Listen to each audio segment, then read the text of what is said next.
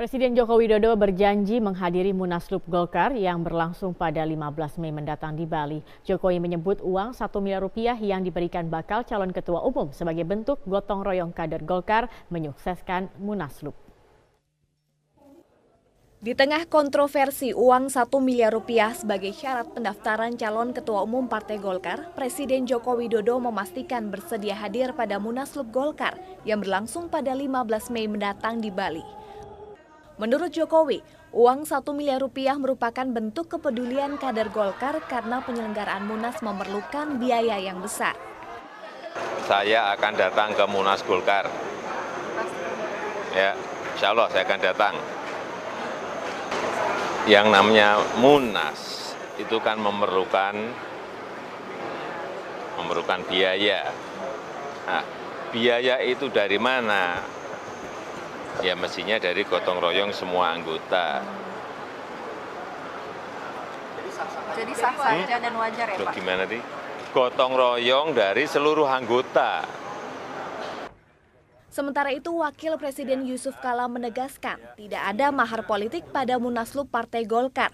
JK yang pernah menjabat sebagai Ketua Umum Golkar memastikan uang yang diberikan bakal calon Ketua Umum bersifat sukarela. Tidak ada mahar, tapi ada sumbangan masing-masing untuk penyelenggaraan. Kalau nggak semua bayar gimana Pak? Apa gugur langsung Pak? Kan sumbangan namanya sumbangan, sesuka hati, bukan paksa-paksa. Peringatan bahaya mahar politik berupa syarat uang 1 miliar rupiah disuarakan Ketua Dewan Pertimbangan Partai Golkar Akbar Tanjung. Menurutnya, praktik syarat uang pendaftaran dikhawatirkan menjadi budaya dan diikuti pengurus Golkar di daerah. Padahal kan sebetulnya tidak pakai uang pun masih bisa, kecuali kalau memang sudah tidak bisa, masih bisa. Atau kalaupun masih pakai uang, masih bisa kita iuran, urunan masih bisa. Kami pun dari One Team pun kalau diminta, pasti kami juga akan ikut memberikan urunan. Jadi karena itu menurut saya sebaiknya tidak dipertahankan adanya iuran 1 miliar. Karena itu akan memiliki dampak yang sangat menurunkan citra Partai Golkar di mata publik. Seakan merespon keinginan publik, panitia pengarah Munaslup Golkar membatalkan syarat uang 1 miliar rupiah untuk mendaftar sebagai calon ketua umum. Dengan demikian, Syahrul Yassin Limpo dan Indra Bambang Utoyo ditetapkan sebagai bakal calon ketua umum meskipun belum menyerahkan uang 1 miliar rupiah. Tim Liputan, Metro TV. Pemirsa, sejauh ini 5 calon ketua umum Partai Golkar telah menyampaikan visi dan misi di hadapan kader DPD Golkar se-Sumatera. Adhika Bakti akan menyampaikan informasi selengkapnya dari Medan, Sumatera Utara. Adhika, siapa saja calon ketua umum Golkar yang telah menyampaikan visi dan misi mereka?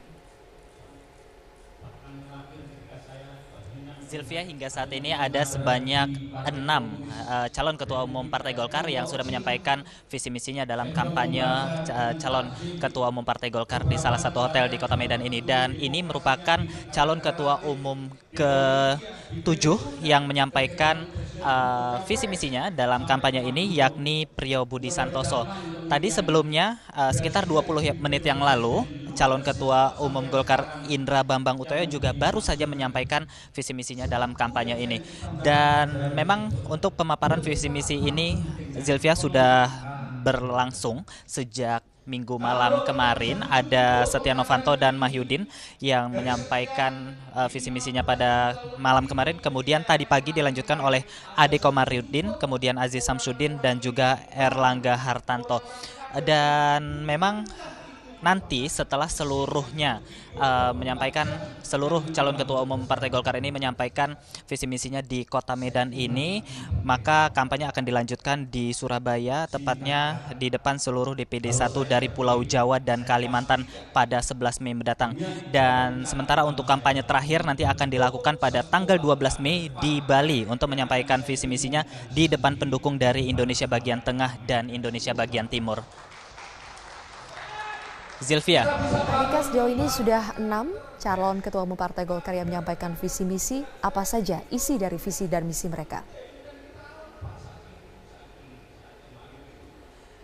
Zilvia, setelah kami menyimpulkan ini hampir seluruh calon ketua umum Partai Golkar dalam kampanye menyampaikan keluhannya terkait dengan kaderisasi, Zilvia, yang artinya kaderisasi menjadi salah satu pokok permasalahan yang dialami oleh Partai Golkar saat ini, dan salah satu parameter yang digunakan oleh salah satu calon ketua umum yang menyampaikan kampanyenya tadi adalah jumlah kursi yang diperoleh pada saat pemilu berlangsung pada beberapa waktu lalu, yang dikatakan bahwa jumlah kursi yang diperoleh oleh Golkar ini terus menurun setiap tahunnya, dan ini merupakan salah satu contoh minimnya kader yang ada di Partai Golkar saat ini. Kemudian juga tadi disampaikan oleh hampir seluruh calon ketua umum Partai Golkar ini terkait dengan langkah yang akan diambil, yakni akan melakukan konsolidasi kepada kader di tingkat 2 hingga tingkat kecamatan, yang artinya, Zilvia, konsolidasi bukan hanya lagi dilaksanakan di tingkat 1 ataupun tingkat provinsi, tapi juga kabupaten, kota, bahkan juga kecamatan. Dan yang tidak kalah penting, Zilvia, siapapun nanti yang terpilih menjadi ketua umum Partai Golkar di sini mengatakan bahwa pihaknya siap untuk memberi dukungan sepenuhnya kepada pemerintahan saat ini yang dipimpin oleh Jokowi JK. Zilvia. Andika Bakti melaporkan langsung dari Medan, Sumatera Utara. Dengan adanya Bapak dan Pak Indra yang tidak memberikan sumbangan lah, katakanlah sekarang ini ya, merasa apa yang lain kan sudah memberikan uang, kemudian juga dibeberkan harta kekayaannya, sementara Pak Indra dan Pak Syahrul karena waktu saat itu belum lolos dinyatakannya, akhirnya tidak dibeberkan soal harta kekayaan. Dan Bapak merasa nggak ini menjadi kelemahan saya nih karena saya tidak memberikan uang itu, begitu? Tidak ada. Saya pikir kalau inilah kedewasaan politik yang ada di partai besar ini. Saya menganggap bahwa akhirnya ada kesadaran bersama seluruh steering committee dan organizing committee untuk secara bijaksana melihat persoalan yang ada. Bahwa memang terutama setelah ada katakanlah quote and quote saran dari KPK dan lain-lain sebagainya, berarti kontribusi saya kepada kecintaan saya pada partai itu dapat diterima. Di situ pikiran saya bahwa kemudian partai ini tidak boleh hanya orang yang punya uang atau dibayarkan oleh orang lain yang bisa memimpin, dan itulah kebesaran Partai Golkar yang harus saya jaga gitu. Karena kan tadi dikatakan ini kalau Pak Syahrul tadinya sempat nggak lolos begitu kan, dan apa tuh namanya, dan kemudian tidak memberikan uang 1 miliar. Ini juga mungkin bagi pemilih-pemilih yang masih berpikir, wah berarti ini saya nggak akan kedapatan uang nih kalau begitu. Ini apakah menjadi kekurangan bagi Pak Syahrul? Tadi saya bilang ada dua perspektif ya. Perspektif pertama positif dari publik bisa iya. Tapi perspektif yang kedua, dua hal. Satu, dalam konteks kontribusi, menurut saya Pak Syahrul maupun Pak Indra itu harus memberi paling tidak dalam bentuk kontribusi. Kontribusi itu ikut urun rembuk untuk membiayai perhelatan bersama, arena bersama yang sifatnya sukarela. Itu satu hal. Tapi penting dari itu, saya ingin menjawab pertanyaan Dini, kalau tidak ada perubahan mendasar, tidak ada transformasi lompatan tradisi pemilihan ketua umum di Partai Golkar, di mana logistik menjadi salah satu faktor penting terpilihnya seorang calon ketua umum, maka ini menjadi titik kelemahan bagi Pak Syahrul Yassin Limpo.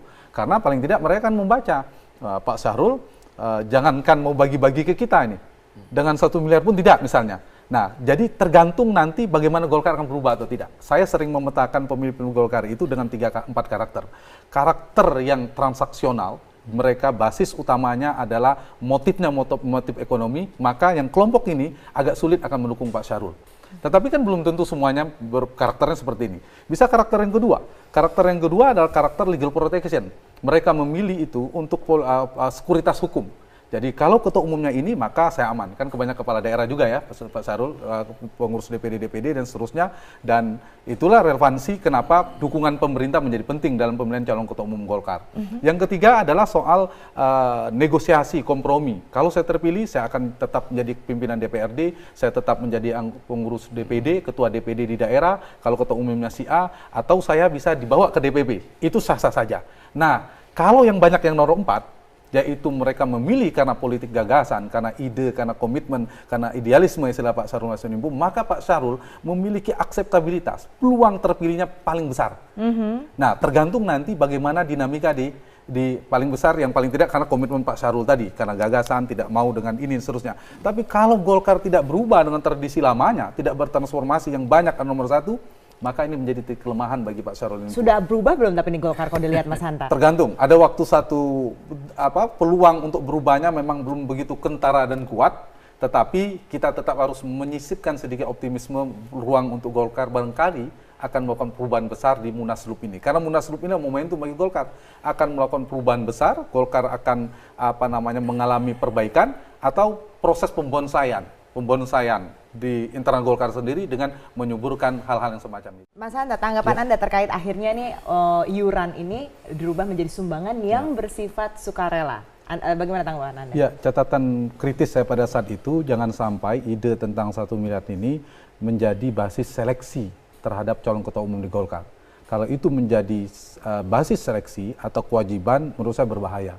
Karena berbahaya, karena ini akan merugikan citra Partai Golkar, kemudian ini memperkuat tradisi politik transaksional, politik uang di Partai Golkar, dan ini tidak boleh kewajiban. Dan ini yang perlu saya pikir diapresiasi terhadap panitia ST, terutama di komite pemilihan, kemudian meloloskan 2 orang kandidat. Sekaligus saya mengapresiasi Pak Syahrul Yassin Limpo dan Pak Indra Bambang Utoyo yang paling tidak punya spirit untuk tidak mengikuti alur, terjebak pada alur memulai menjadi calon ketua umum Golkar itu ternyata harus punya uang banyak. Nah, paling tidak itu yang paling tidak ada pesan yang sedikit ditangkap oleh publik yang lebih positif.